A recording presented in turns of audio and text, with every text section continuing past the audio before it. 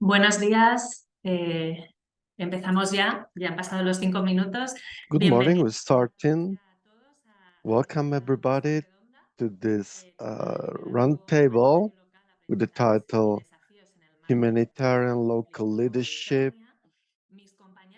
My colleagues will explain you the agenda of this workshop and introduce the panelists. I'm just welcoming you and I'm going to frame this initiative. The initiative of this panel is framed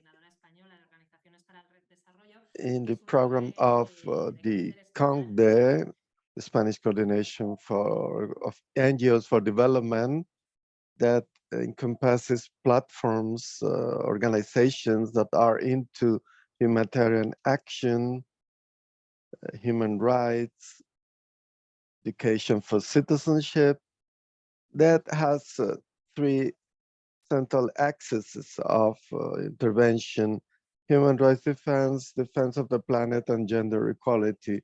This coordination includes some 600 organizations, and we have different working groups that are focused on some of the centers of attention of organizations. First is the Humanitarian Action Group that is promoting this workshop. They've been working for some time. They've been working on humanitarian feminist action this year in order to intervene and relate this to humanitarian diplomacy and also as a response to the crisis in Ukraine. We also have a subgroup that has been very active and shows importance of a localization agenda that has been conceptualizing and thinking activities in order to foster dialogue and learning along this line. And this panel, this roundtable, is one of the outcomes of the work of this subgroup on localization that I think this roundtable will be very interesting and hopefully we'll learn a lot. And I pass the floor to my colleague Pilar so she can introduce the agenda of the workshop. Thank you and enjoy it together. Good morning. Thank you, Sandra, for this welcome. What I would like to share in 5 minutes, because important it comes later, as a summary of today's agenda and some logistic details. As you know, we have in simultaneous interpretation, you have to choose the little planet ball, the language you want to hear. We're going to record with your permission. This will be uploaded at the coordinations platform, and I will share this with you. We're going to have some time at the end of the event inviting you to share with us doubt, concerns, and reflections. You will be able to open up your mic, or else you can write your concerns or questions on the chat. Now I will pass the floor to two experts, Daria Chikalova and Lena Rodpavelska. They will speak about the context of humanitarian local leadership in a few minutes. From 10:30 to 11, moderated by Alicia Daza for the IECAH, we will have that roundtable, the dialogue with the different invited organizations, experts from Ukraine and Moldova. She will introduce us the panelists and organizations, and finally we'll have some 15 minutes period for interventions from the audience, and last 10 minutes will be dedicated to conclusions and wrap up. And now, without anything else, I would like to introduce Daria Chekalova. She's Deputy Director of Girls She is a human rights women's organization that operates in Ukraine. Her focus is on education and prevention and protection against gender-based violence. And also, I'm introducing Olena Rotado. She's co-founder of member of Voices of Children. She's been working with kids in eastern Ukraine, and from Voices of Children, I should tell you that has as a mission that no boy or girl remains alone before the trauma of war, and they support social and they give social and psychological support to the minors and want the rights of children to be met. Without else, the floor is to Daria and Olena so they can give us the context of the implementation of the localization agenda.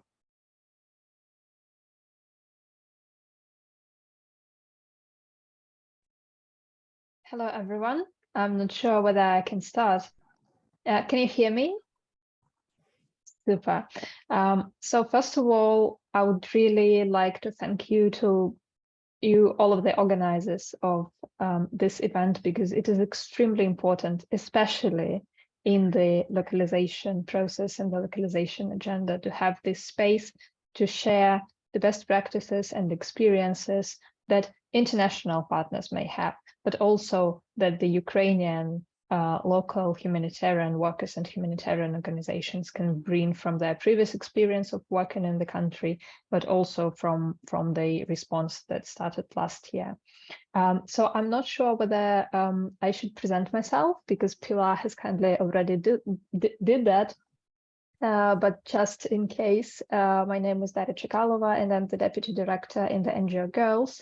And NGO Girls is not, so it was not planned as the humanitarian organization from its very beginning. It started working in Ukraine in 2019, and we were always a sex education project and a women's rights project, working on educational programs and also on GBV prevention and response in Ukraine. But last year, we understood immediately after the large-scale war started that we needed to shift our focus, that so many more women and children, our primary target audiences, became affected. They became survivors of different types of violence, that became affected by different types of actions, military, but also economic, also connected to, for example, the spike in GBV and domestic violence. So all of these processes were affecting them at the same time, and we needed to step up and kind of became, so we taught ourselves to be a humanitarian organization. And I'm actually quite sure that Olena will share something similar, because in this year, speaking with all of my Ukrainian colleagues, I understood that not so many of us were actually prepared to do humanitarian emergency response work. We were doing all kinds of different projects before the war, but now we needed to shift, and we needed to understand and respond to these new challenges. So I'm sure we will talk in more details about what role the localization principles, what role the localization agenda plays in this response. But now I would actually like to pass the floor to Olena for her to have a chance to introduce herself as well.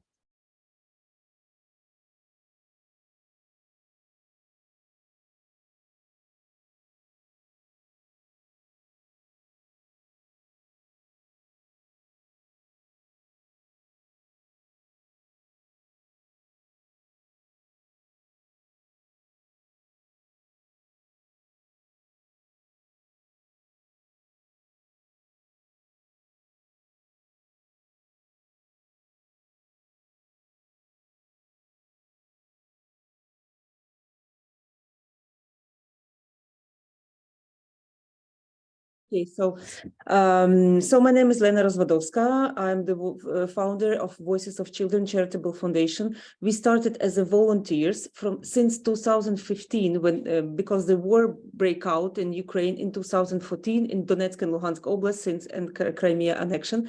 So we started as a volunteers, and with the years we grew up in the organization. We had official registration in 2019, and before the full-scale invasion, we were working in the east part of Ukraine, among the front lines. So we are working in the context of war since already 7 years, but in the situation of full-scale invasions since 2022. And now for today, we have our 14 locations around Ukraine, and we are working all over Ukraine. Thank you.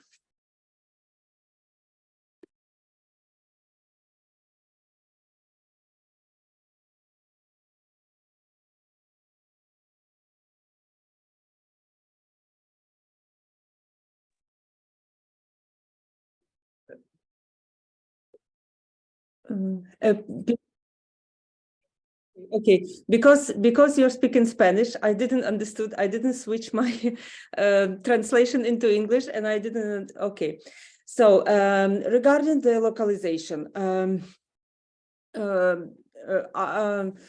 first of all, as a NGO sector, as a sector of non-profit organization, we do nothing, and we really care that so many donors and international organizations are helping Ukraine in this time. But being a local NGO, what gaps we see, or I don't know, some problems regarding cooperation with the big international organizations or with those actors who are coming into Ukraine and want to provide the projects. So often we can be a local partner for big organization for implementation, this support or another kind of support. And I would share like the main important points for us, which we see for us the most important. So first of all, it's timing or planning.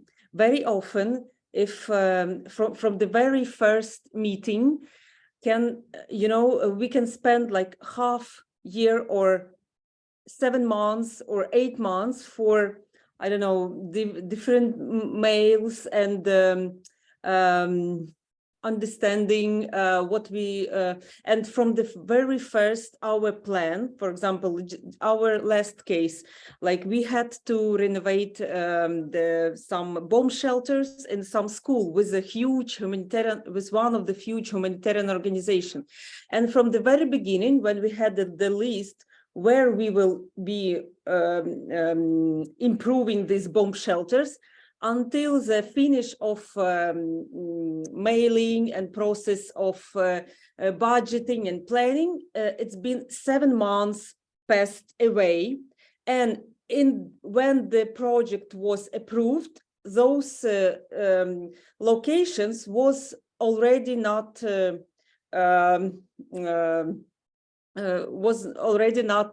okay for this project, because another donor took them, and we should in one week just to change very quickly, like something very same, because you are not allowed to go into very budget difference or I don't know another project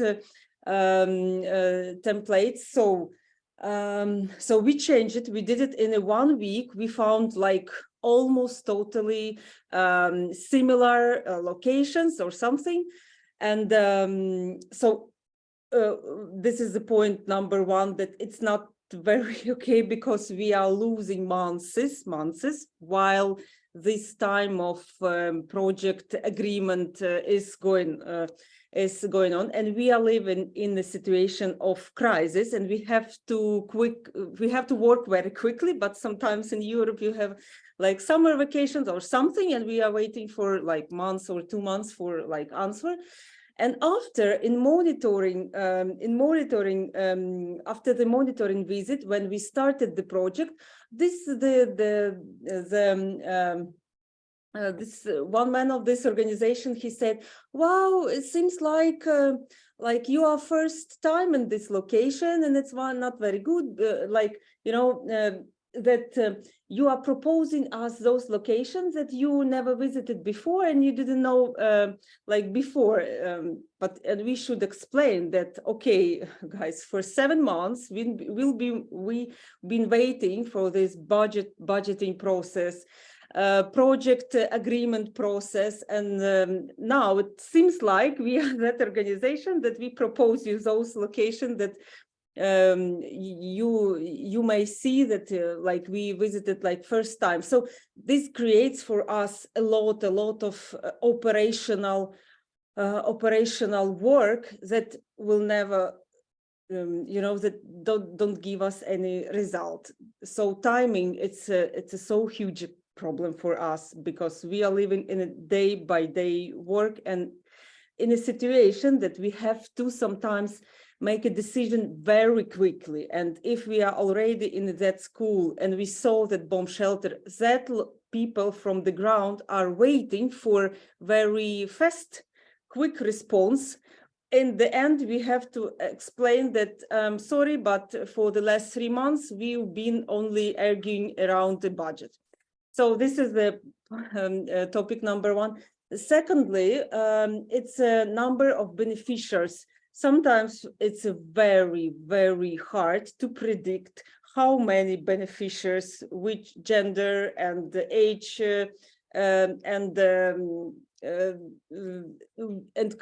we will cover, especially if it's a project 1 or 2 year longness. But anyway, donors are waiting from us very exact number of beneficiaries, and the biggest frustrating moment that it have to be cutted by gender and cutted by ages and cutted by sometimes maybe whether this people with inclusion or something with the disorders or something. So on our opinion, it's if it is a region suffering from the war, it's not very important. This beneficiaries, not okay number in general, it's fine, but sometimes these tables with all these sheets very hard to predict. And third, and the last, what we are also looking for, and we have to go to business or for some individual donors, because we are looking for institutional support. We want to grow up as an institution, but not as just an implementation partner that have only one main mission, just to implement the project, which goes from some European Union under some international organization, and we are some 4th or 3rd or 5th lane of the implementators. And for us, people from the ground, there is only one mission, just to feed the beneficiaries and to feed the plan. So for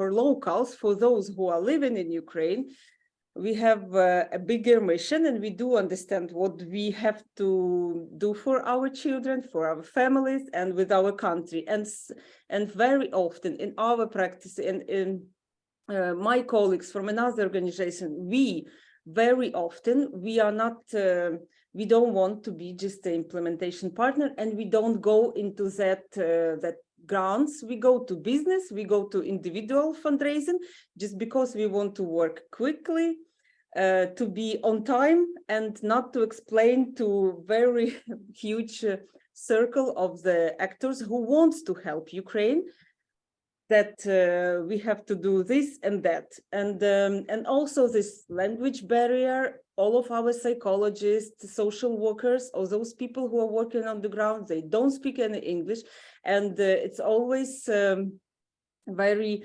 also tough component just to really include them in those panels or that decision tables. They want to be heard, but never. Even those clusters inside of country, UN clusters and other clusters, they are all in English, and all of my psychologists are not included just because they don't speak English, and it will take forever if they will translate everything. So it also brings a barrier that there is a huge part of those people who want to help Ukraine, but on their own vision, and they're huge part of people who are working in Ukraine day by day. And it's sometimes very often like parallel world, and we are seeking for some small, sometimes money, just to really finish very quickly and to bring a result quickly, and it will take a result. So very often we are making this decision just to go into individual fundraising and into our inside Ukrainian business, because we want to work quickly, but not waiting for months sometimes, just to bring result. Thank you. I hope I was in time and then didn't took any. And sorry for my English, so I hope I was understandable. Thank you so much.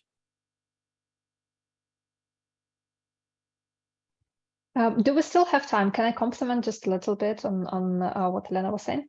Great. So actually, when she was speaking, I was recognizing each and every situation she talked about, although probably there are different partners and different donors, but those all happened to the NGO girls as well, which is a marker that this may be, a sign for, for systemic problems. But I have also one more thing I really wanted to talk about today, which is the capacity building, to magic words that are being told to all of the Ukrainian NGOs as soon as the work starts. And obviously the due diligence processes, the project design and all of the other processes, they can take long, but also this is an opportunity for us, to share the ideas, to share the experience.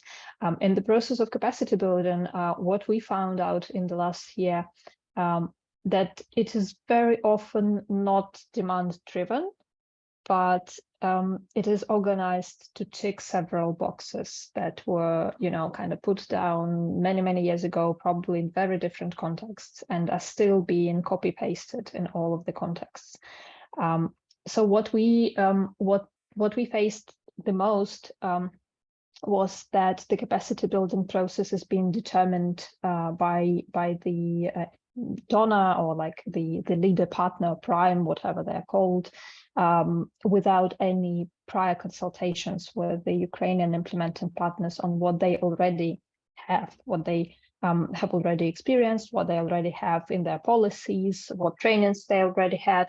And from our experience, most often it was that first thing we needed to undergo was the PCEA training, which we are the actual experts in, which we have worked like a primary objective, and we were delivering these trainings for many years now. So it and when we try to explain that actually we have all the possible trainings in the world, and from all the possible kind of sources, and we are experts ourselves in this field, and we are helping other organizations in Ukraine to do that, it was as if we were speaking with kind of a wall that couldn't understand us. So it was all over again and again and again, and all of our partners and all of my team, for example, the core team, they have like several certificates from one and the same course, from one and the same partner, because everybody is expecting them. So I would really like to advocate for demand-driven and need-driven capacity building, because it's really a very important thing. And as I mentioned earlier, the Ukrainian civil society was not prepared for the emergency response. So there's a lot we should learn still, even 1 year into the emergency response. There's a lot the international partners can really share with us. But it should be always kind of localized. Again, the word which is going to sound a lot, it is going to be individual for each and every organization because of the previous experience, and it may be very, very different. But when we asked, so we tried to, kind of push that from down to the top and ask our partners on several things we really needed. We really weren't experts in. We asked several of our donors to support the gender sensitive good governance course for us, and the gender sensitive the budgeting process, because we weren't quite sure that we take into regard all of the challenges and implications that might be there, even despite the fact that we are women's rights and women-led organizations. Nobody actually supported that, and that was not the only case. So we had several things we really wanted to learn, because we understood that they are going to be very important for our work, but nobody was actually going to support them. So this is one more thing I really wanted to discuss during this event today. And to find the solutions, to find the way we can make this process more inclusive, more demand driven, because this is actually a thing that is going to help the big international organizations that have their Ukrainian implementing partners a lot, because their experience and their capacity will increase, and therefore the projects will become better. So I think I'll stop now because of the time. Thank you again.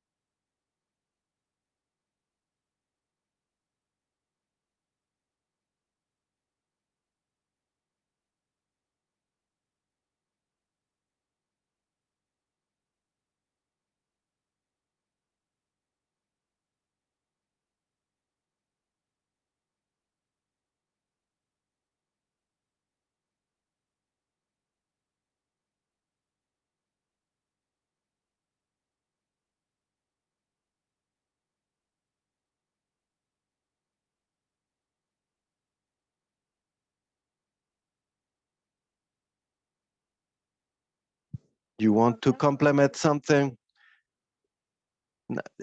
Can you? Sorry. Yeah, there is. Hello, can you hear me? Hello, can you hear me? Yeah, now I hear the translation. Yeah, me too. Hello. I can hear now. Can you hear the English translation? I want take more of it. I was thanking both Elena and Daria for the very interesting reflection. I have taken some of your main points that are gonna come up in the roundtable with the rest of the organizations that are going to be introduced. And I think that summarized very well the main challenges on the field. So I won't repeat it. I give the floor to Alicia so she can start the roundtable, and she introduces the rest of the organization of experts that are working both in Moldavia and Ukraine. Thank you, Pilar. First of all, I would like to thank both Daria and Elena for this start, and also for the reflections and their honesty, because these forums try to be critical and bring these voices that are so necessary to improve the response. So thanks a lot. Hopefully next interventions go along this line. Some of the questions that we've been asking go along this same direction. During this session of this virtual seminar, we're going to focus on a conversation with several local organizations that have been responding to the needs generated by the war in Ukraine. Some of you have been working for some time, but like Daria shed, you had to change your field of intervention and your prioritization of needs. This will take us 1 hour, and we will be having this conversation that on the basis of some questions among everybody that we think it is important to go forward along this improvement and learning about what we are doing. I am Alicia. I will be moderating now. I'm gonna start introducing our panelists. I'm gonna introduce you, but if any person or organization wants to highlight anything, any operation, any work that you want to share, of course, you can do it. In this space, we have Vitali Spitiana. He's a director of Platforma, one of the organizations that is part of the initiative Moldova for Peace. It's a civil society organization that wants to give support to refugee persons. They gather together different people that understand the challenges that people that have left behind their homes and beloved beings have to face. They are contributing to the management of this migration flow in Moldova. Then we have Victoria Morozov. She is founder and director of Moldova Project. This initiative founded in 2008. They have a previous background with 3 voluntary people, 1 from Moldova and 2 from the UK. She has been working for the families that were in an already vulnerable situation, could improve the living standards in one of the countries, the poorest countries in Europe. They had a good reception in the country. When they funded, they were first registered as a UK NGO, but then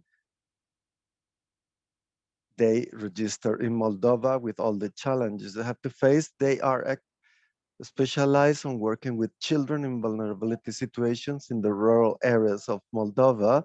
But from the beginning of the war, they has to adjust their activity so that they could try to give some support to the refugee people coming to Moldavia through different interventions. Now they are launching a new project that wants to improve the lives of people, refugee people in Moldova, through a combination of activities that involve both psychology experts and education and law practice ones. Then we'll have from Stan, Yaroslav from Stan. He's a great human rights defender. He's been working throughout the years. He's been threatened by the army several times. He's been forced to flee from his hometown. He's been working as a capacitator and facilitator of human rights, gender equality, participative democracy, cultural diversity, and interlocutor dialogue. He is a representative of STEM that wants to foster social inclusion and cohesion in Ukraine. Now and through the reconstruction process, they want to rebuild a more open and peaceful society in Ukraine. It was founded in the 90s, and it was based on a literary protest group in Luhansk, but they have become a great network of activists and cultural mediators in the whole country. Since the invasion, Stan created refugee networks in the Carpathian zone, and they have been very influential in the refugee support groups related to the United Nations. They have been creating children-friendly refugees, support for refugee people, and support centers for different groups. We also count Osaka Monskalenko. She is the director of this NGO that was founded in 2001 and gathers 45 NGOs with women's leadership with chapters in 15 regions in Ukraine. The mission of these organizations is guaranteeing the equal rights and opportunities for men and women and making children's rights a reality. They have a mission of coordination about promotion in education, capacitation, and want to strengthen the equal rights and opportunities for children. They have two strategic goals: guaranteeing gender equality through the promotion of the participation of women in decision-making and supporting organizations, women's organizations, and ensuring the rights of children through the elimination of any violence on boys and girls and their participation in all spheres of life. They participate, they are present in whole Ukraine, so they have a privileged position to work into these different scenarios. Currently, they are giving support, humanitarian support, psychosocial help for displaced people and to the people that have remained in the most vulnerable zones. Last, Natalia Morosaro from Caritas Moldova. She coordinates the emergency call for the crisis of refugee persons in Moldova and also is a speaker for Safeguard at Caritas Moldova. She has been a member of Caritas Europe and a member of Caritas International. The projects in Moldova are day life centers for children, medical support for elderly people, integration services for people coming back to Moldova, employment centers or job centers, and support for people affected by the conflict through 5 mobile teams. Thank you, Vitaly, Victoria, Jaroslav, Oksana, and Victoria for accompanying us today. I've done this swift introduction of you. You have expertise in different areas, but if you want to add something, we are delighted with it. So thanks a lot for your time, for your availability for us. It's a privilege, it's an honor to count on your contributions and reflections from the front line and for you to open up our eyes about things that we can't see most of the time so that we can support you from here. And we go hand in hand.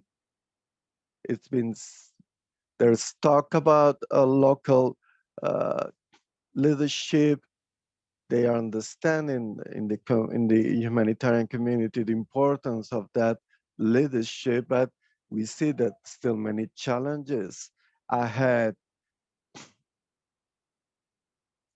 That's why today we wanted to talk to you so you can share your impressions.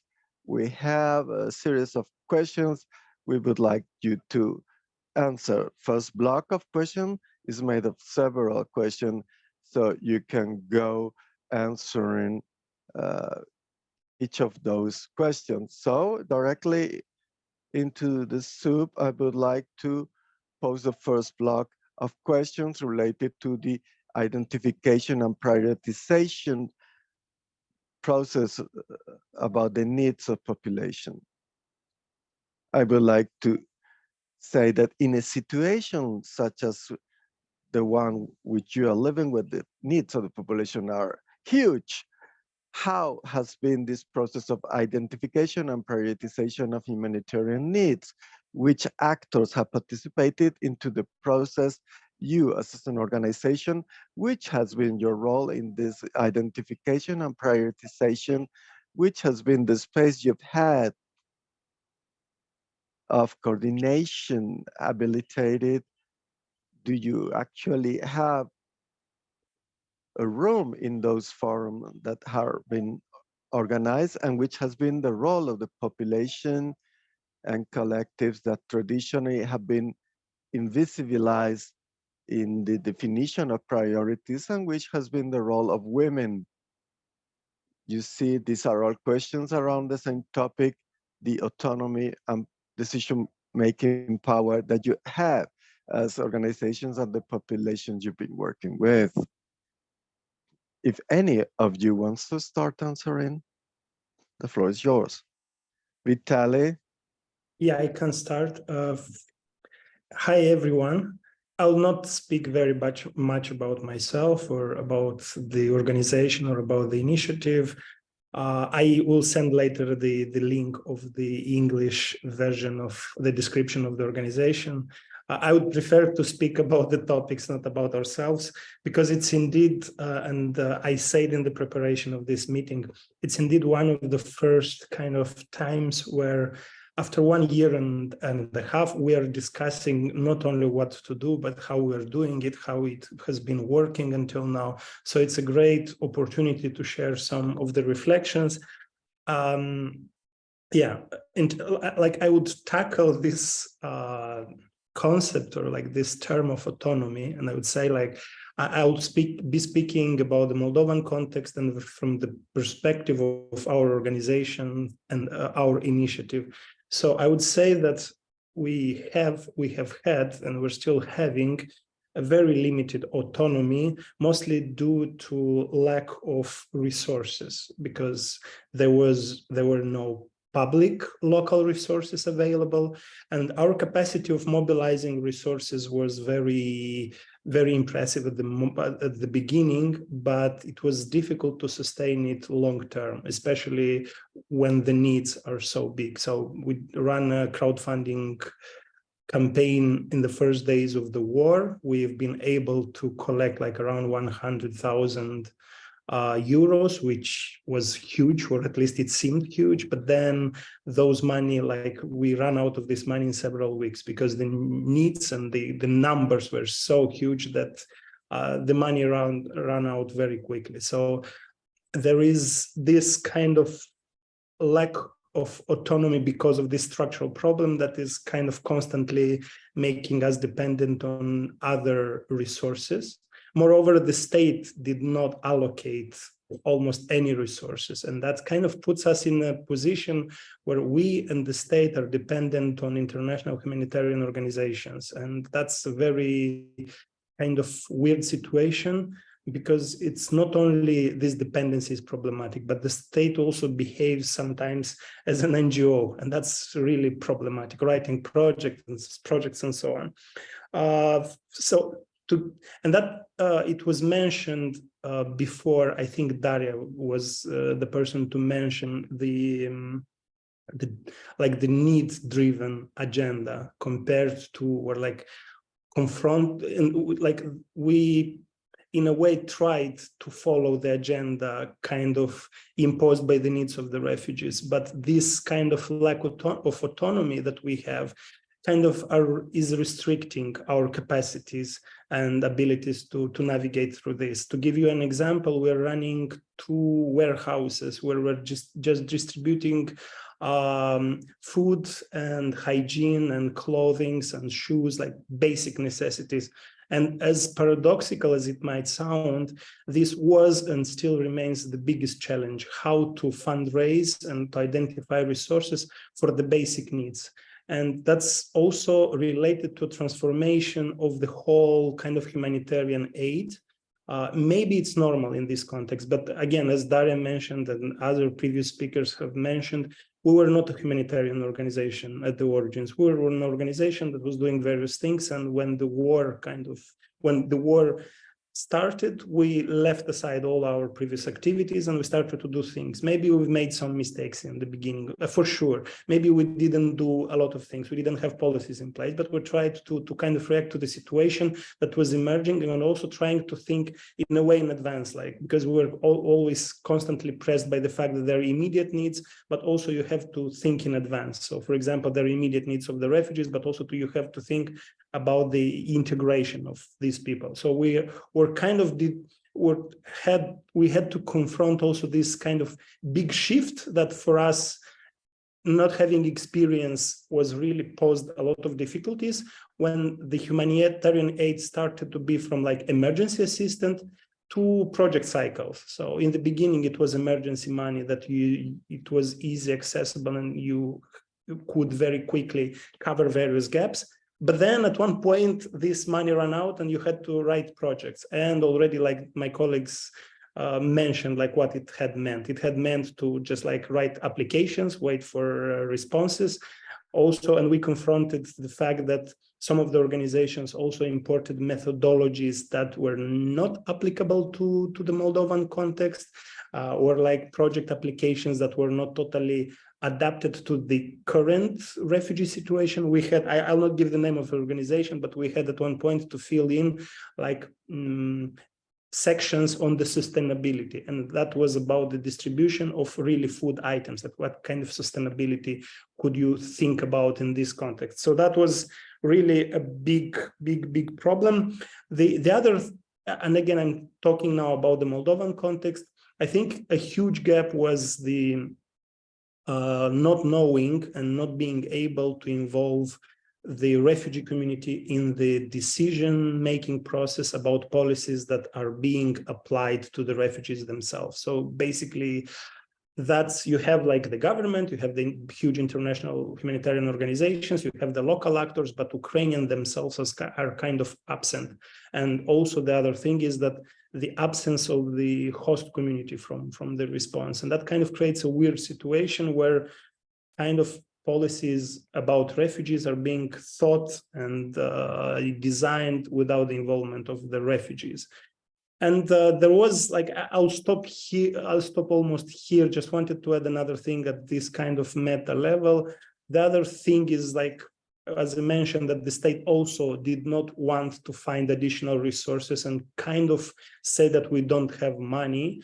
That kind of gave international humanitarian organizations a lot of space, a lot of place.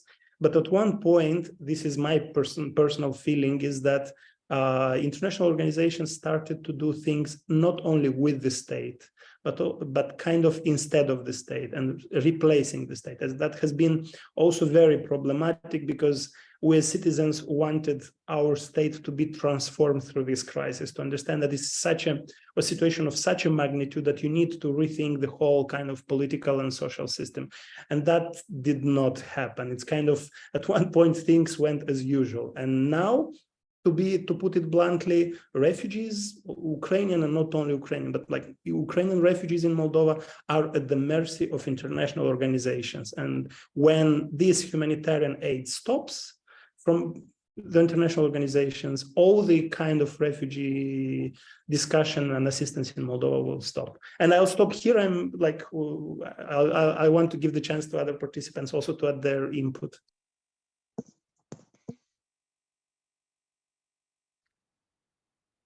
Thanks a lot, Vitaly, for giving us some words. Natalia, the floor is yours. Thank you, Alicia.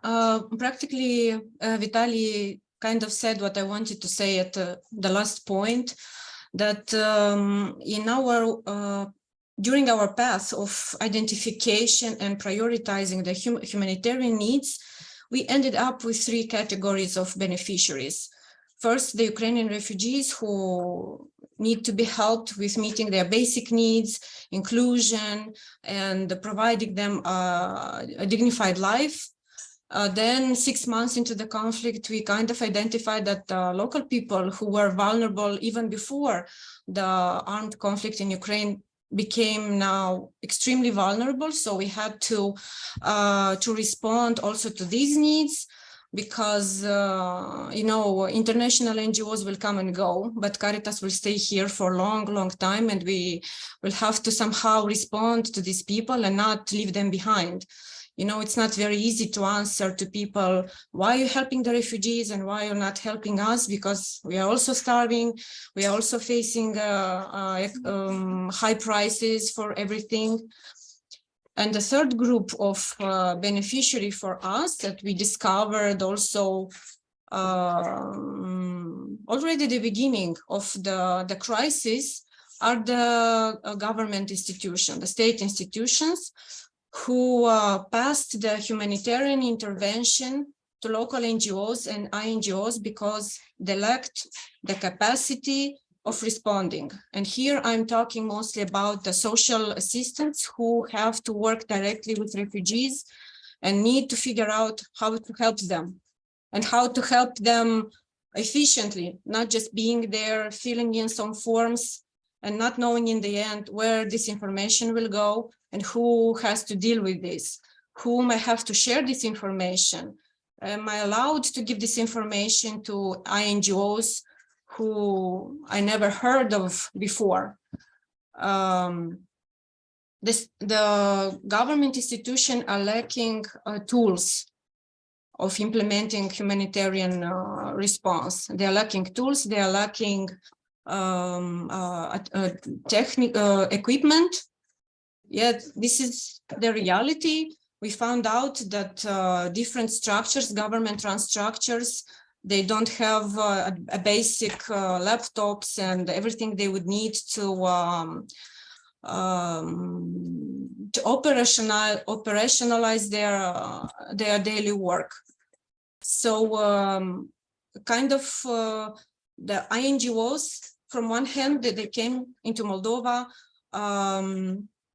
to respond to the crisis, and they were looking for a local NGO to be the implementing partner, but at the same time forgetting that there are other structures and they will need to have projects also for capacity building, not also for meeting basic needs.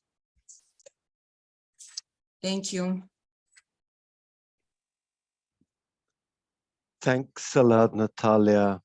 Victoria? Hi, everyone. Can you hear me? Okay, I'm Victoria from the Moldova project, and I'm really happy to be able to hear you all and to share from our experience how our work was and is doing in Moldova.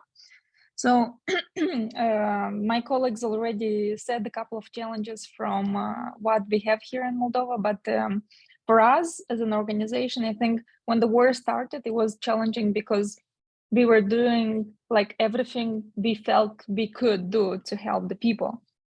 From helping them with the food, school supplies, hygiene stuff, everything. We would go into the borders to meet people and then find accommodation, and we would do lots of charity work. And then we stopped for a while because my team is a team of mobile teams, right? That can provide people with educational support, psychological support, and medical, and it's a team of specialists. So we kind of made the switch from just humanitarian help to giving more sustainable professional help to the people that require that, and that was good.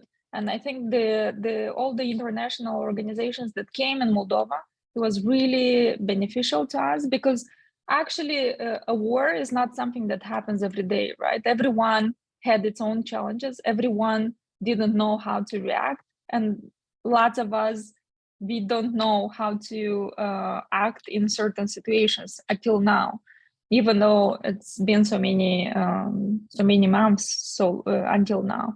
So to us as an organization, I think we felt like we had lots of support from international donors, not only financial support but also informational. We in Moldova at the time and until now, lots of money are coming in for the organizations to support refugees. So that's beneficial as well. We received a tremendous amount of information and knowledge that otherwise probably we would not get. Of course, it's unfortunate for the refugees because in all of this situation, they are the most disadvantaged. You know, they are the ones that suffer the most. And yesterday we had a meeting with my team, and everyone was saying that actually what worries us the most is all of the traumas that all of these people are getting out of this war, especially the children, because all of these traumas are growing into something really big.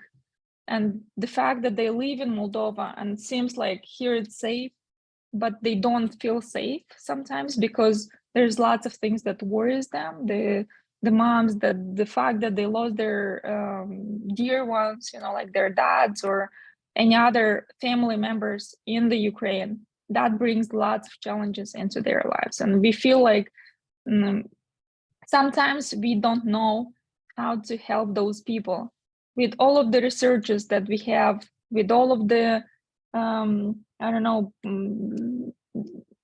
resources and informational resources, not the financial help.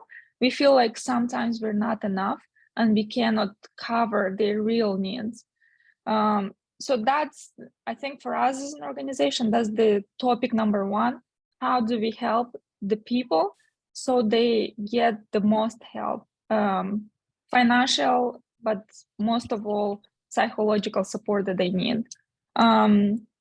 I think another problem that we are facing as an organization, I think it's the fact that what Vitaly said and other organizations probably face the same problem, is that the local projects had to stop, most of them, and we had to refocus our attention on refugees. We didn't do that because we had enough resources to operate with our local projects as well. But I know lots of my colleagues, they lost their local projects and they had to focus their attention on only on the refugees because the money came only for that. So that's another challenge, and it's dangerous for the local people that are facing challenges, but also for the organizations, because once you switch your attention from your vulnerable groups, you disconnect from their needs. And in a year or two, it's difficult to come back and to be on time with the help and with your sustainable help, if that's what your aim is. Also, I think on another challenges on emergency responses, usually the projects are on a short time, so it's up to 6 months, and that's, you just start and it feels like it's done. It's really difficult to plan on a long-term project, and I understand it's specific for emergency project, but still it's a challenge, I think, for organizations, especially the ones that had to hire new people for this project. In our situation, it wasn't the case, but I know lots of organizations who had to hire people and then they had to let them go because it was a short time project. But generally, for us, all the collaboration with the local organizations were easy because all of these social welfare directorates that were working with the refugees in the districts, because our target was outside of the capital of Moldova, they would come and require support exactly on what they needed. And I think the collaboration we had with all of the local actors and international was very good. And I think it brought us, I don't know, to me and to my organization, it was a positive experience as a whole, you know, and we are just very grateful to everyone who supported us, and we are happy to help other organizations who maybe are facing challenges in project implementations or even in the fundraising. Thank you very much.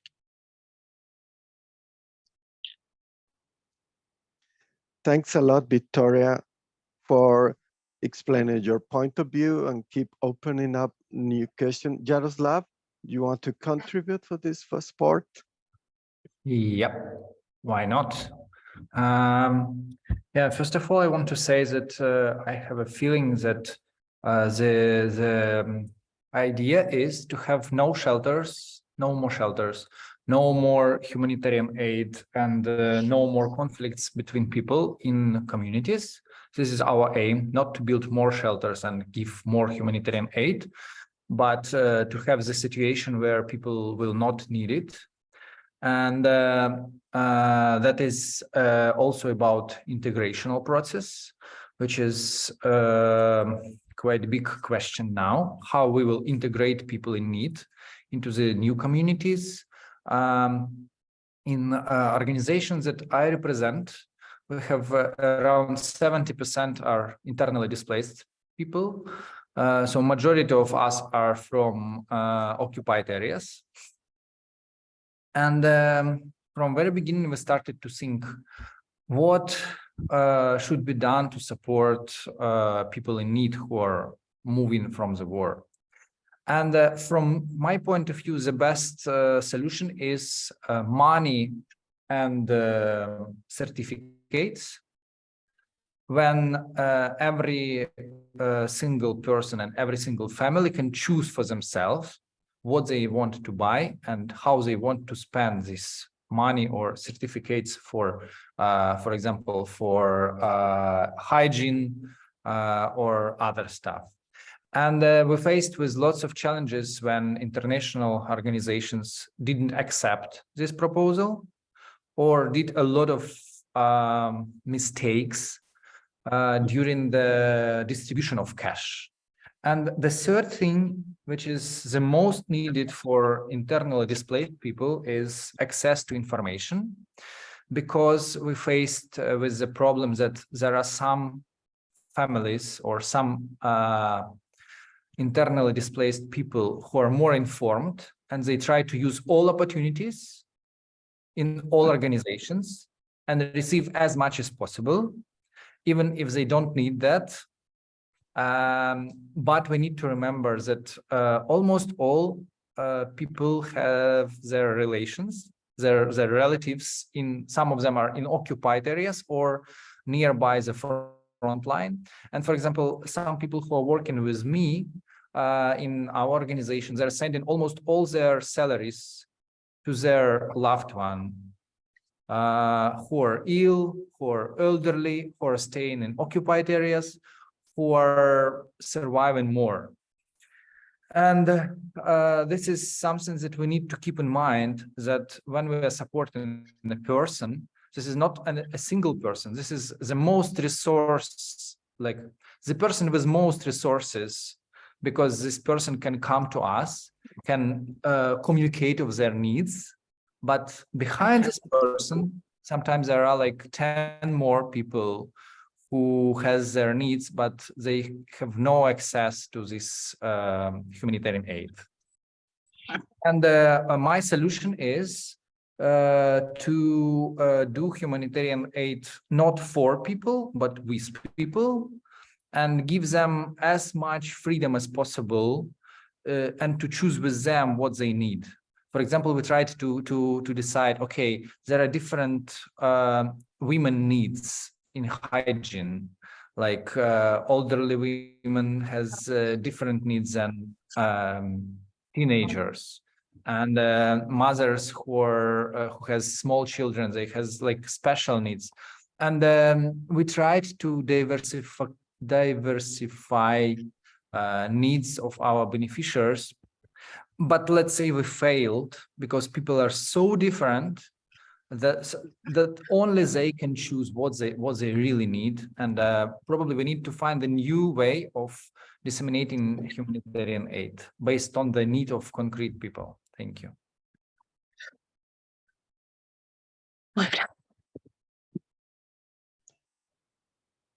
Thanks a lot, Jaroslav.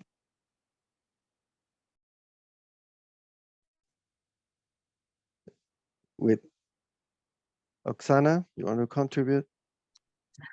Thank you. Yes, thank you for the presentation. I representative Women Consortium of Ukraine. It's an organization which start work 2001 year, and historically we work together with the network of women organization, which units 40 organization in different regions of Ukraine. This is help us quickly set up a redacted system in March-April 2022 years, when many people were displaced and women and children needed quick support. And we have experience of responding of humanitarian crisis in 2014 and 2016.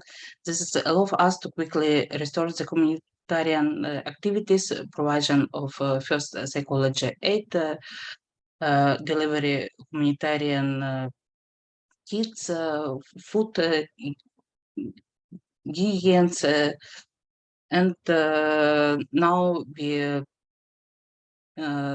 start a program Women Economical Empowerment. Currently, the biggest challenges for us and our beneficiaries is that we don't know what will happen tomorrow when the war ends. We cannot say that that happens to yesterday will not happen tomorrow. Your new home will not be affected tomorrow. Your business will not be damaged. The situation of violence will not be repeated. We and our beneficiaries develop new skills, adaptive plan for future business study. It's now very important for us to get women and children out of the situation of waiting for the end of the war.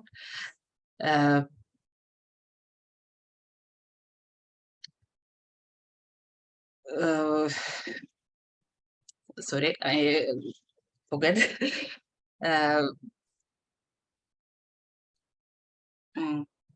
Send women and children to future. And we sent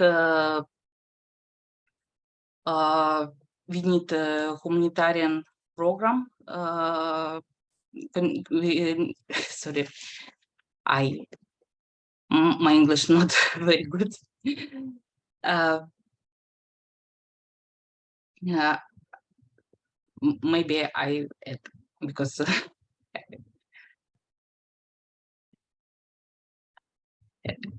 I'm add.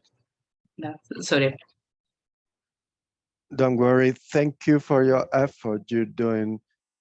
The fault is ours, not yours, for not being able to speak in your native language. So we go on. If you want to contribute further, Oksana, please tell me. If not, we go on. You've been dealing with the topics, the questions we wanted to approach during this whole hour we're going to share. The second block, like what I was saying, you've been already dealing with some of the questions. We would like to relaunch with more specific questions. It is a block focused on donors. And we would like to go deeper into the thing that those requirements by donors are posing specific difficulties and challenges. So you can comment on very specific questions, for instance, whether the fact that donors have different approaches, different focuses, different priorities is making more difficult for you to address or assign the help where it is more needed. And for instance, whether different requirements, for instance, for justification are posing further challenges for you that may be important. Also, I would like to ask you, if possible, if you have any examples, both positive and negative, about this has worked properly. It's been a good initiative. This allows us to work with rapidity, those relations and how were those processes. Who wants to start this second block?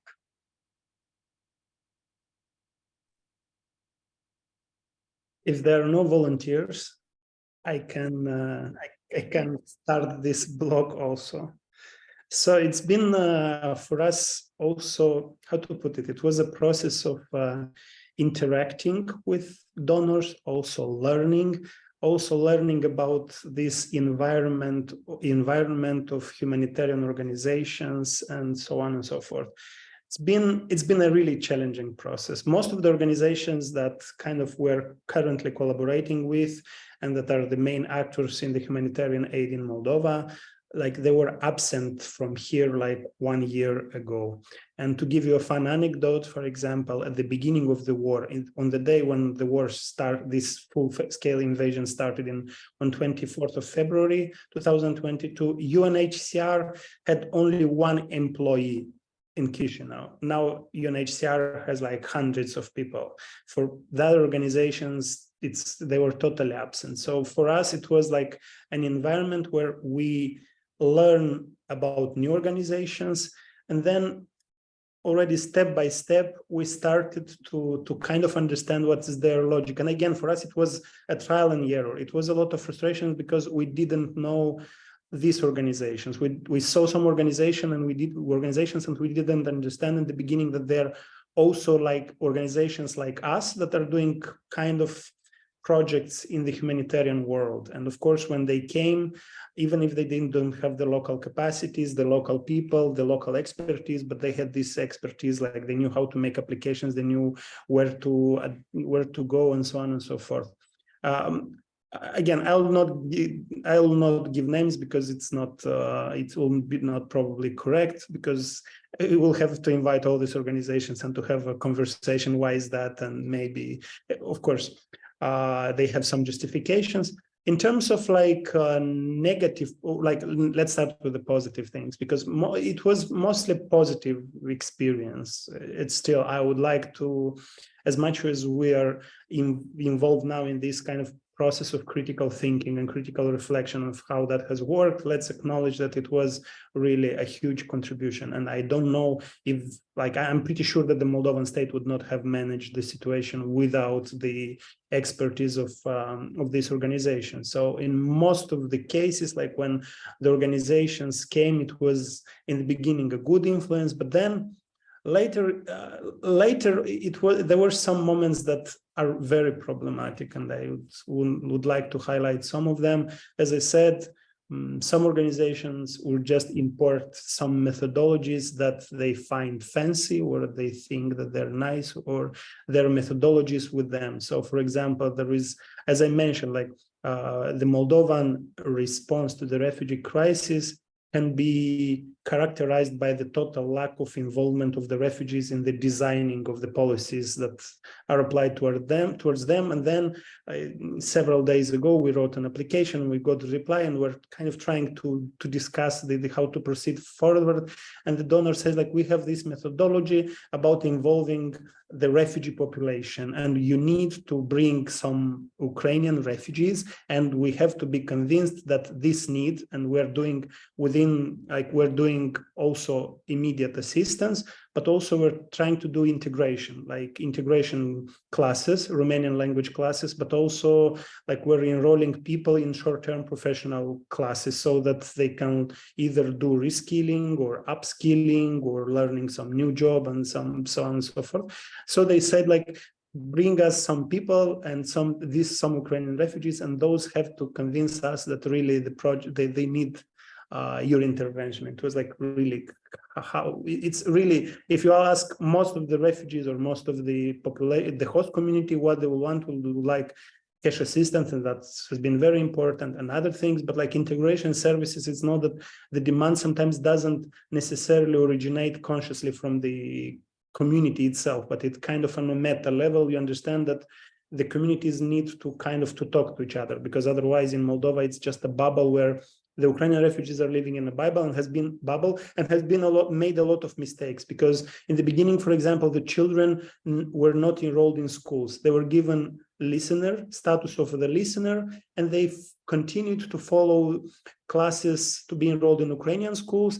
But then that deprived them of the local context, of socialization, interaction with the local children. And our ministry was putting this lame excuse that, which to me sounded like very archaic and, I don't know, scary, even like Ukrainian authorities have asked us not to steal their children. And it's like, how the child is the property of some state, what to do with the chance of this child to receive proper education so that it will kind of help him in life. It's the education. His most need is not to be the property of the Ukrainian state, but to be provided with education regardless of the place where the child is. So And that has really been problematic. And as the result, you have this two communities that are being separated, the Moldovan and the Ukrainian community. And again, like to return to the donors, like sometimes a bad practice was to reproduce the international inequalities in the local context. So you'd have organizations coming with international bureaucracy, consultants and experts from everywhere that are paid like 10 times more than the locals, but most of them or some of them will not know the local context. And that's really, this inequality kind of creates an antagonism, and it's problematic. And they have brought with them also the procedures. So you'll have like some organizations, again, we've avoided to work with them just because we knew from readings, we started to read very quickly, like to figure out about this organization, that they come with a lot of bureaucracy. And for us, it was like, because we not only are an organization, but we were also volunteers, and we're volunteering, for example, at the border crossing points. And basically, when you have this constant flow of people that need everything from psychological assistance to housing, and housing was like really, somebody comes with dogs, somebody comes with that, and you had to find really kind of to accommodate all these requests. You don't have the time to fill applications and to put indicators and to report, to do weekly reports and so on. And for us, some organizations just renounced to do that, because basically it meant that you'll transform volunteers and people that would support refugees into report writers. And some people chose like, I'll rather get involved directly than writing reports. And I think I understand there are concerns of accountability. I understand that there are concerns about like the efficiency of the response, and does it really target who? And we need like all these kind of things. We need weekly reports. We need like sensitive data tailored to gender, age, disabilities, and so on, so that we know if our interventions really are helping. But on the other hand, it's like just like compiling these indicators on a weekly basis would be really difficult. And that, like, for us, this kind of bureaucracy was, and I'm not saying bureaucracy in the bad sense of the word, but sometimes it's like procedures that maybe, like, for example, with the cash assistance, instead of, or like maybe sometimes instead of investing efforts in kind of countering that one possibility when people are abusing the system, you'll help like 10 people instead of doing that. So for us, it's really difficult to navigate in this. Sometimes there will have been many times that at the threshold of, or like in the moment of saying, we don't want to do this anymore. Because right now, for example, there's still money, but they're coming on programs designed by donors that they think they're interesting and they think that they're useful. Sometimes we totally don't share the approach. For example, I don't know, there is this moment when you have to adapt like market system approach towards like the refugee relief. So basically, everybody's talking now in Moldova about stopping kind of the immediate assistance because that distorts the market and so on. And like, we don't want to convince, we don't share this methodology. We think that the basic needs of people should be covered all the time, regardless of anything. Because the cash assistance is very small. It's like really 100 euros. It's like there's almost very close to the subsistence minimum, and that's really not a lot of money. So that doesn't distort the market. It basically corrects the market, where the market cannot provide like really good, decent life for everyone. I could go on and on and on, but I would like also to give space to the other colleagues to share their reflections on that too. Thanks a lot. So now the floor is to Elena and then Natalia, right? Elena? Yeah, thank you. I will be very short. I just wanted to say that I have a huge plus to this previous speaker. It's everything about the situation in Ukraine, 99% the same. I just wanted to add about this salaries. It's a nightmare for local organizations. If we will compare it with the salaries in international organizations, or especially in UN agencies, which are operating in Ukraine, for us to hire a project manager with English, it's so hard because 100% they will be headhunted by huge international organizations. for the salaries that I don't have as a head of organization, just like twice more. And it's obviously you have to you have to hire some those person whom you have to teach, and you create a team and you will teach, and after they will go to some UN agency because they will be just prepared for it, and they will. And it's not about that I don't want that people receive a huge money, but that gaps between local context, when the teacher have a salary in Ukraine, like, I don't know, 300 euro, like in total, yeah, 400 euro. And that gap, that if it will be teacher with English language that speaks English, it's very high possibility that he can be hired in some international organization that receive 2,000 euro a month. And the school will lose the teacher. We as a local organization also will not have a possibility to catch this open mind and nice worker in this small village or small city. And what we will create, the project will finish, and which sustainability we create in the region.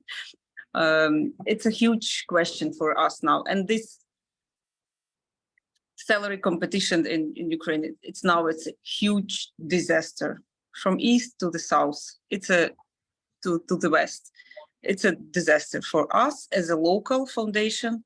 It's so hard to find the workers because you just recently we got already a few steps of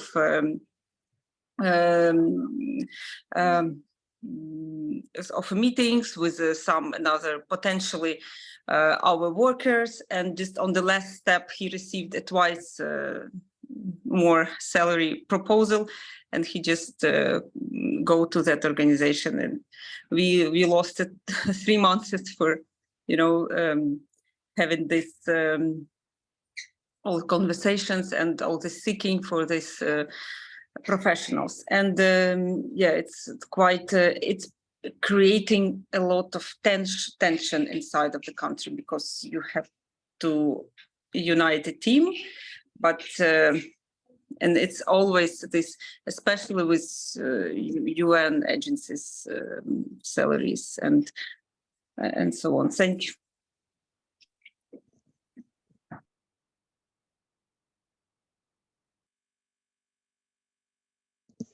Thanks a lot, Natalia. Thank you. I'm so glad that we have this opportunity to share, and knowing that there are so many organizations that are facing the same challenges, no matter if it's in Moldova or it's in Ukraine. It's so good for me to find out how are you coping with this. And I can understand that it's still a challenge and creating difficulties. What I wanted to highlight regarding the difficulties that we've been put into while dealing with donors, foreign donors, is having this so-called easy money. This easy money often come with huge responsibilities and reporting procedures after that. And usually this easy money are coming for a very short period, and you have to spend a lot of money in a very short period. And it comes to the organization's capacity of digesting this money. And you're, as a local NGO, you're put into the position to spend this money quickly, and you are aware that this may cause, and it often will cause the waste of resources. And you have to negotiate with your donors the other project conditions, other terms. Otherwise, you are in the risk to waste the resources in order just to report on time, and having spent all this money, even though you understand that this money will not meet the needs as the donors are thinking it would help. So often these requirements are coming from the donors who don't know the context in the country, and the context is changing very quickly. And we are put into the position to communicate very often with the donors, to present them the context. How is the context changing? And also what I wanted to highlight, that often these difficulties, at least in Caritas Moldova, these difficulties helped us to grow. We've been learning by doing, but at the same time, we have developed some skills, we developed procedures, and let's hope that it will not happen again, but for the next time, if there will be another crisis, we will be aware how to react, how to work within emergencies. And to finish my intervention here, just like a small joke, we also had the situation of at the beginning of our donors who sent us as humanitarian aid water filters that they've been using in Africa, and you attach the water filters to buckets and you are getting drinking water. And when they are here visiting in Moldova and seeing how we are managing the refugee crisis, where are they living, in what condition are they living, they were very surprised that their water filters were not needed. So this is how I wanted to show the importance of the donors to know the context where they want to work. Thank you. Thank you, Natalia. Victoria? So I just wanted to highlight just a few questions, a few things. So I think in a crisis situation is normal that it would be challenges like this and problems and difficulties. And as much as it was difficult for us to implement this project, it was difficult for the donors as well. Because just imagine when the war started, they were all sent to countries like Moldova to pick organizations and the local people to implement those projects. All of these people were new to Moldova. The context was new for them as well. So when they came to Moldova, like I remember when the war started, I had so many meetings with so many organizations, you would not even believe, like every day with new people, and they were all sent to Moldova to, do researches and help. And they wanted to help as well as for us. Of course, it was challenging. And to be honest, Moldova didn't have so many organizations that had experience and managing this kind of projects with so many budgets, because once you get to bigger budgets, you need to have lots of policies put in place, audit, and lots of other things put in place. So not many organizations were capable of absorbing those grants. And it was challenging for the donors as well.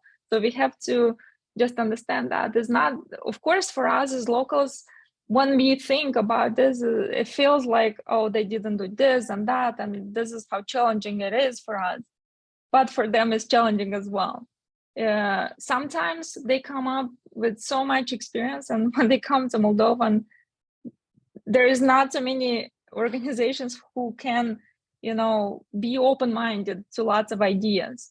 And it's frustrating for them as well, just as frustrating as for us. So I think both parties had its own challenges, and we have to think about this as well. I think for us, sometimes it was frustrating the fact that lots of organizations were international donors was changing their staff so quickly.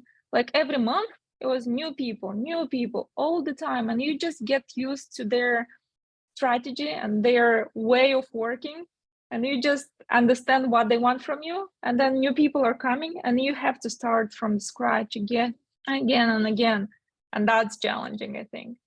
I don't know why they do that and why they bring so many people, new people on the board.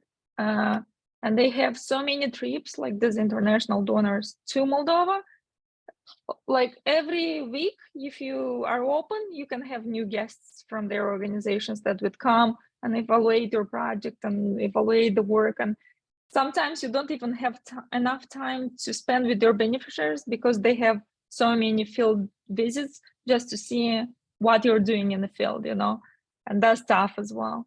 But again, I understand they're doing it because they have to do it. They have to report just as much as we have to report. So somehow we just find a way to work with each other, I guess.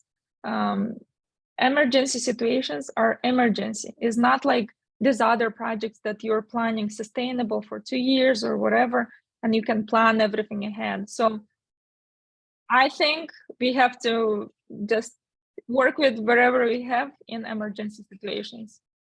Thank you.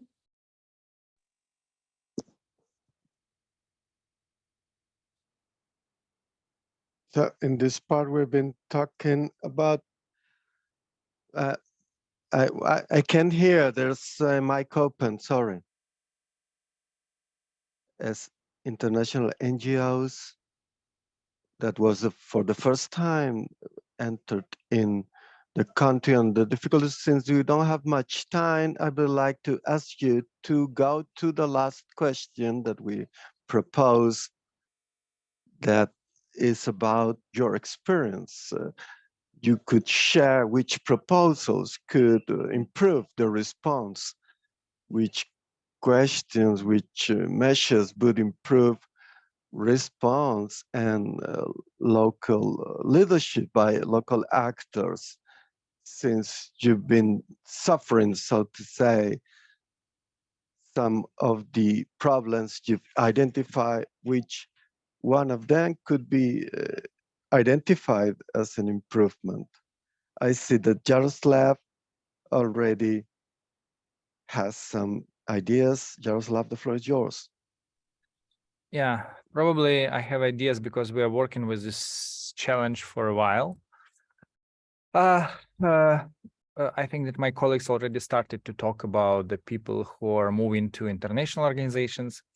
And I need to say that it happened already. It happens for at least 10 years. I know lots of alumni of our programs who were my students. I mean, people who know me as a trainer, and now they are working in a very well-known international organizations, donor organizations, etc. And I even want to say that not the best students I faced are working in these international organizations, not the most motivated one, etc. But what I see in Ukraine is a huge challenge that there are not enough activists who are mission-driven. Those who can say, okay, I know why I'm doing that. It's not about the money. It's not about the opportunities. It's about my values, and it is about my mission, life mission. That because we in Ukraine started this program, we called it Young Diversity Ambassadors, where we are trying to involve people with different backgrounds, both internal displaced people and locals, LGBTQI plus people, and people from rural areas. We're like people from national minorities like Roma, Crimean Tatars, etc. The idea is that we need to find facilitators of dialogues, and we need to find activists on the grassroots levels, those who will be not only supporting their communities and saying, oh, we need to put here, I don't know, work with trash or something like that, but who will really understand the needs of population and needs of newcomers, needs of Ukrainians in need. And my idea is that organizations like ours should develop a coalition and try to prepare their volunteers for become a new generation of a civil society sector. I know lots of people who totally burnt out. And even if you will see the age of speakers, we are all from one generation. And unfortunately, I see that there are lots of prejudice, for example, in even my team, about the new generation, so-called these millennials, or I mean Generation Z, how they call it, Zoomers, yeah. And we need to think how we can involve those people who are now around 20 to share with them already our values, our policies, our approaches, and not to charge them too much, but more like involve them from very beginning to the work. And also from me, the challenge is how to share our best practices in between us. For example, we have now here like 5 organizations with great experience, with lots of projects are going on, but I have a feeling that there are not enough space to share our experience, to learn from each other, not only to learn from ourselves. Because there are lots of things, and thanks to being in one coalition with Moldavian colleagues, we learned a lot from them, and in fact, we're using their intellectual property, like intellectual work, to upgrade our Ukrainian approach. Yeah. So the main challenge and the main aim is to involve those who are not involved into the humanitarian aid into the civil society yet.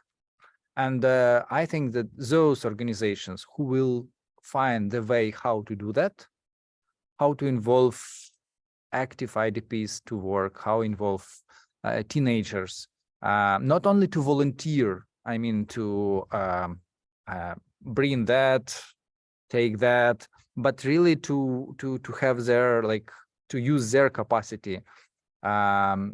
These organizations will become really famous and effective, etc. Thank you, Natalia.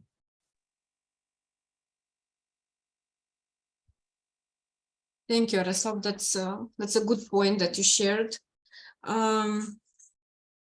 What I'm concerned about, and there is a lot of room for improvement, is that because we talked about the salaries for the staff, and of course it's not only a challenge, but it's a problem already also for us in Caritas Moldova to maintain our staff and not to lose them to other INGOs who are here for short term. For example, we in Caritas Moldova are trying for over a year to identify a good communicator, and we're still looking for it. So if you know someone, please send it to Caritas. So besides salaries, the staff needs the psycho-emotional support. Otherwise, with only the salary, you will not be able to keep them, and you'll be not be able to motivate them to follow up with the mission of the organization, let's say like this. Also, I think we as local NGOs, national NGOs, we need to advocate for institutional support, because we see that the government structures need to enhance their capacities. It's not that they don't want to be involved. The problem is that they don't know how to do it. They don't have the procedures. They don't have the tools. They don't have mechanisms that will allow them to provide the needed support at the right time.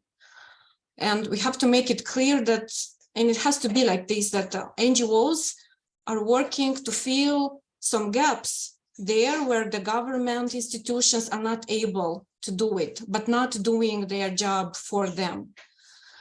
And the third point that I want to highlight is one of my headaches, let's say, as I'm responsible for safeguarding and feedback that we are receiving. we are encountering, because we have a lot of NGOs and INGOs working in Moldova, people, refugees are provided with a big amount of feedback channels. And often they are confused. They don't know where to address for different questions or different problems. For example, at our cash centers, I think we have more than 7 posters, informational posters where they can provide the feedback or complaints regarding to the support provided for them. And this, I think, is the responsibility of all NGOs to set up a unique feedback and response mechanism for refugees. Otherwise, you can lose time, you can lose important information, and you can lose your opportunity to provide the needed support at the right time.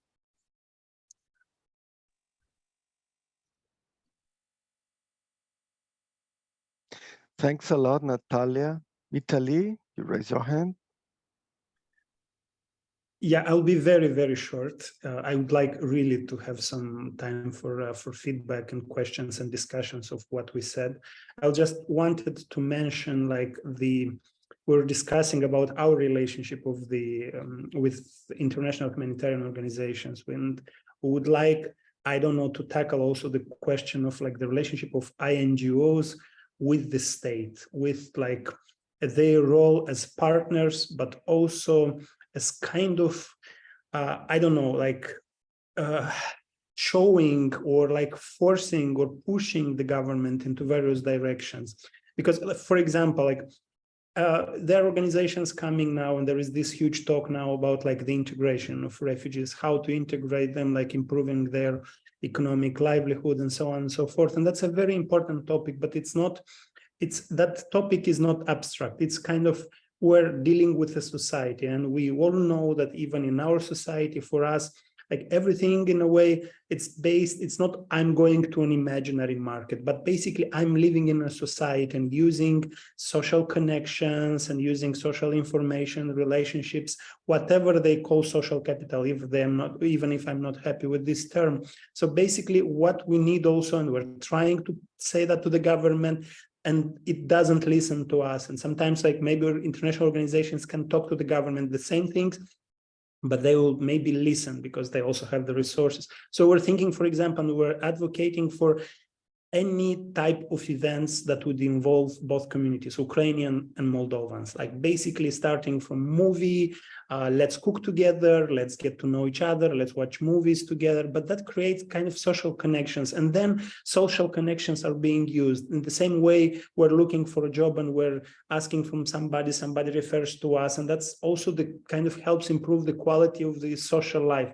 And would like also to push for the political inclusion of the refugees. Like we have local elections in the fall. Maybe it's not a crazy idea to give to the people that have been living for several months, like almost 2 years in some places, also the right to vote at the local election. So it's like really complicated issue, but I'd like also to stress this, that international organizations are sometimes partners, and they can also use their privileged sometimes position with resources and with privileged access to the government in pushing for some ideas. And that's like really kind of in a way was missing, because some of the organizations are kind of cherishing too much their privileged position or their communication with the government, and don't want very often to say nasty or harsh things to the government. It's like, so that would be also a huge help for us, at least like to increase our capacities and our possibilities to do things.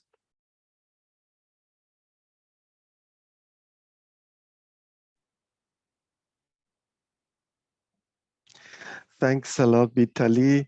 If it's all right with you, we're gonna give the floor to Pilar, in case there are any questions, both on the chat or opening up your mic, Pilar.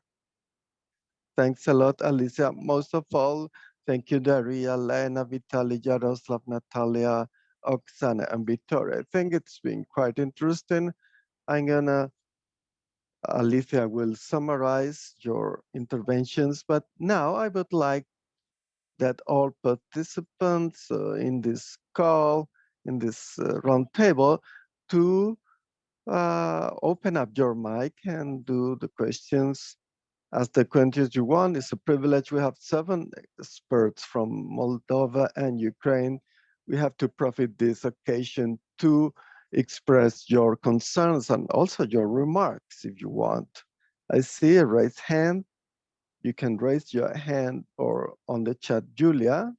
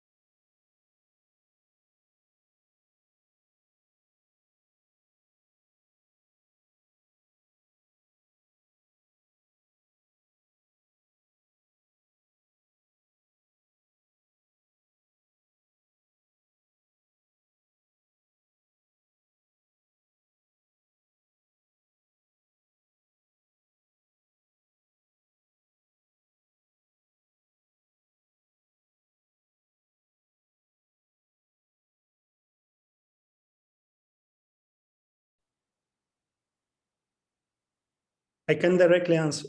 I can start to answer if there are no other volunteers, because we are, for example, we are really implementing a project which with this aim to help Ukrainian refugees integrate in the Moldovan society. And we cover, as I said, we cover legal support,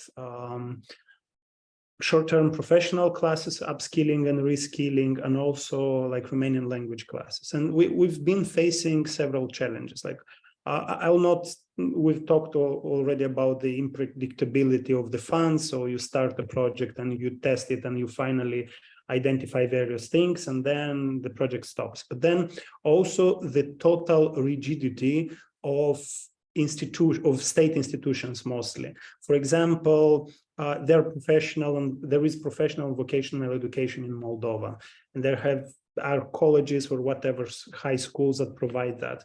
But then no one of them did want to change the way they're working and to adapt their 3 years or 2 years classes to something that will be in 3 months. There is no need to teach a hairdresser that doesn't know, like a Ukrainian woman, for example, that wants to do hairdressing, because she knows that in that Moldovan village where she lives, there are no jobs, for example, and kind of knowing how to cut hair will help her kind of find some, from time to time, to have some jobs, because everybody grows hair. But then where to teach that, because all the schools that are in the area, they provide that for 2 years, and no refugee has been able to make predictions about their lives for 2 years, and you needed very quick responses. And that's been a very huge challenge for us. We're trying to go around this question. For example, we go and talk to existing hairdressing rooms or spaces for some hairdressers to teach those persons, and we pay for that. But then we have questions about the fiscal authorities. Why did you pay to this person this and that? And you have to somehow report that. And it's been this has been really a huge challenge for us, like really finding those very quick opportunities for people to learn, also to get a certificate, because for us also is very important. They'll learn a skill, whatever is the skill, it will help them in life if they can get the certification, a kind of an act that attests that they have these skills, and they can use it later in life in whatever place. And that has been really a challenge. And also the other thing is that also depends on the demography of the refugee population. Moldova is really close to Ukraine, and there is a lot of people that came here with the families, mother with small kids, that have not been enrolled in schools or in kindergartens, and then the mothers have to stay with the children, or also with the elderly, or also with a person with disabilities, and they cannot work. Some people are looking for work, but they are not able to find work because sometimes there are no jobs for that. Like Moldova doesn't have a float, for example, doesn't have ships, and you cannot provide work for sailors or something like that. And then there is this government discourse that the refugees don't want to work in Moldova because they're lazy. And instead of the government kind of trying to do really huge surveys and asking people, what are the barriers that you are facing here?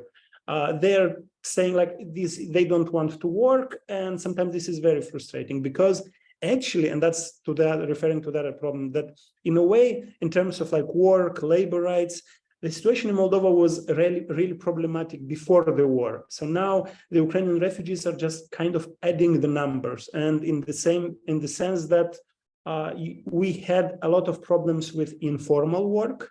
We know a lot of, like we've been signaled a lot of times about refugees working informally in agricultural works, informally, illegally, not paid correctly. And then like the government says like, no, they're not working. They're working, but they're invisible. And this work is not really recognized. And also there is this problem that like the huge structural thing that even if Ukrainians would work legally in Moldova, like their working time will not be recognized by the Ukrainian authorities to be added to their pensions. And that's also a huge disincentive for kind of working officially, because that will not be added as a social contribution in Ukraine.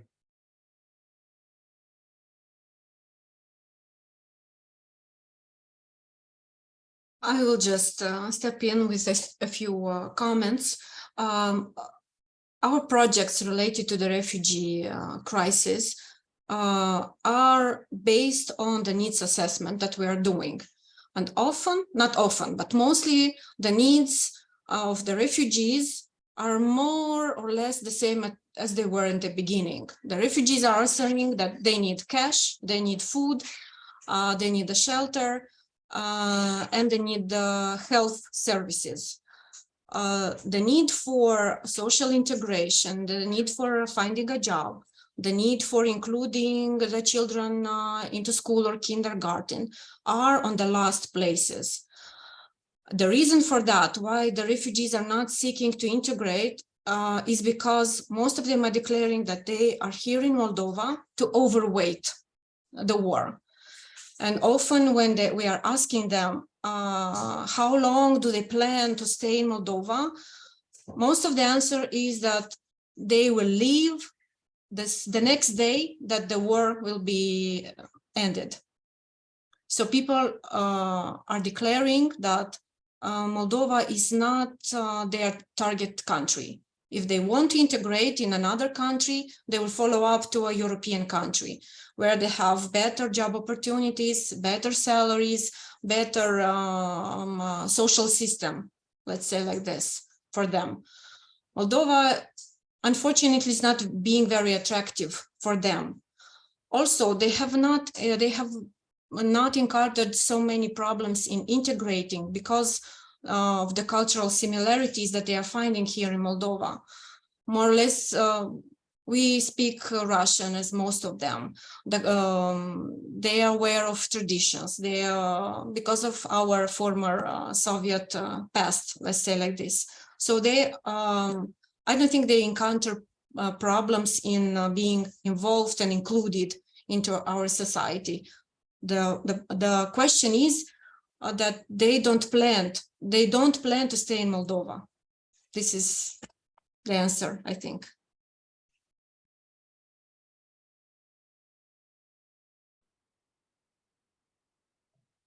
Thanks a lot, Natalia, Vitaly. I've seen that there was a question on the chat, but has been already answered.